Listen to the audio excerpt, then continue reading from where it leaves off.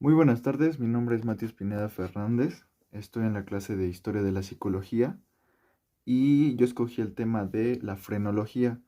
Los personajes que más resaltan obviamente es el que la desarrolló, su fundador que es Franz Joseph Gall, y también vemos la participación de George Comte, que utilizó después estos postulados, y también un gran filósofo muy famoso, Hegel.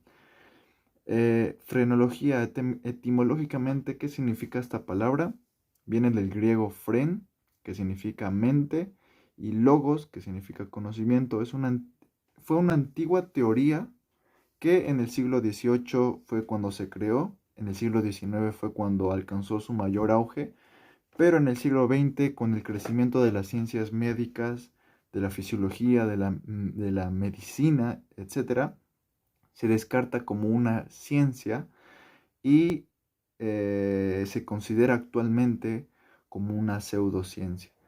Eh, ¿Qué nos trataba de explicar? ¿De qué trataba su estudio? Afirmaba la posible determinación del carácter y los rasgos de la personalidad, así también como tendencias criminales. Hubo en ese tiempo un gran aporte a la criminalística, basándose en qué? En las formas del cráneo de la persona, de la cabeza y sus facciones.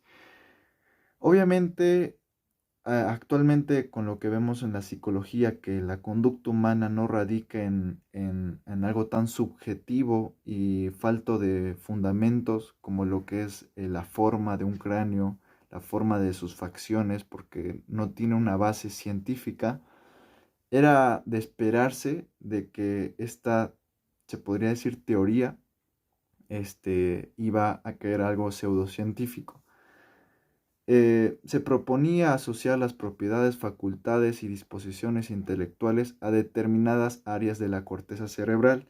Él quería, lo que postulaba Gall es que el comportamiento, ciertos rasgos de personalidad que él quería situarlas en ciertas áreas de la corteza cerebral.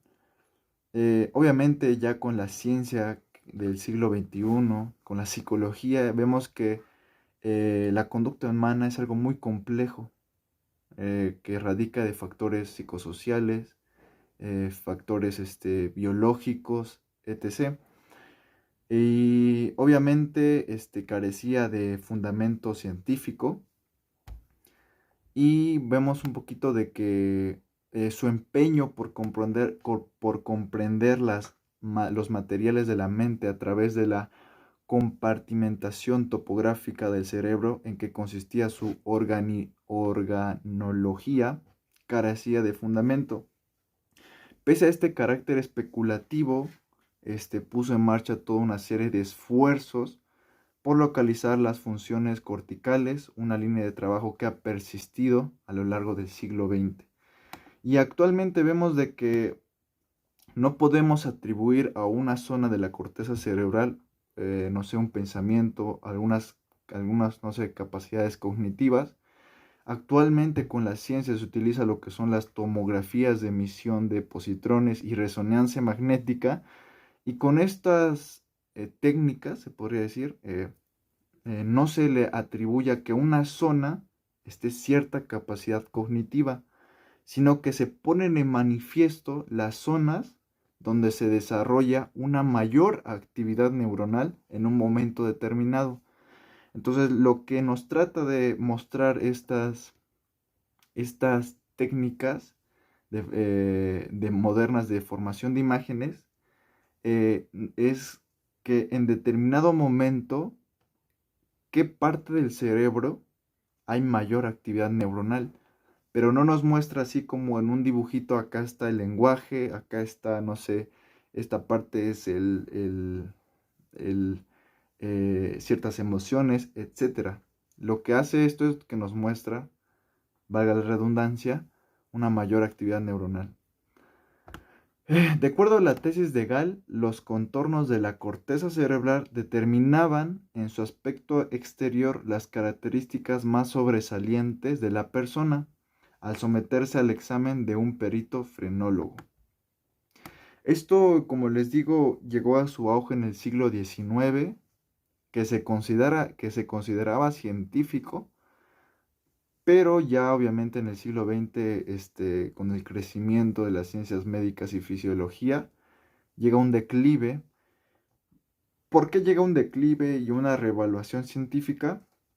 Porque la frenología asumían conceptos erróneos que distaban de ser considerados científicos. Les pongo un ejemplo. La frenología postulaba o mencionaba que al examinarse criminales y asesinos se llegaba a confirmar que existía un órgano del crimen en el cerebro de los reos.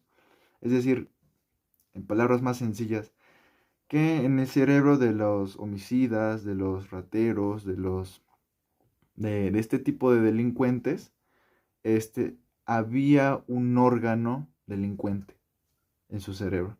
Y esto justificaba su acto, su crimen.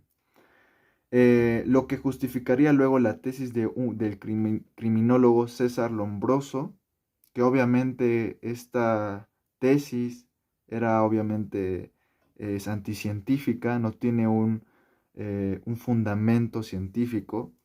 Y después, ya en el siglo XX, con el avance de la ciencia médica, la fisiología, la biología cerebral, comenzó a reevaluarse y haciéndose perder el prestigio del que gozaba la frenología.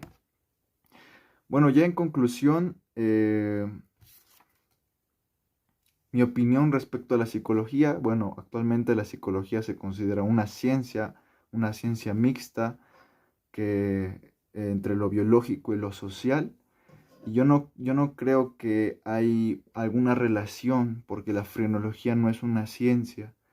La psicología es la ciencia de la conducta humana que trata de estudia el comportamiento humano a través de diferentes factores, y la frenología se podría decir que era la psicología, en mi opinión, del siglo XVIII, pero con unas bases muy no sólidas, no científicas. En cambio, la psicología en el siglo XXI en el que estamos ha mostrado un papel muy importante en lo que son las ciencias médicas, etcétera. Se considera una ciencia actualmente. Y bueno, ese sería lo que es la frenología. Gracias.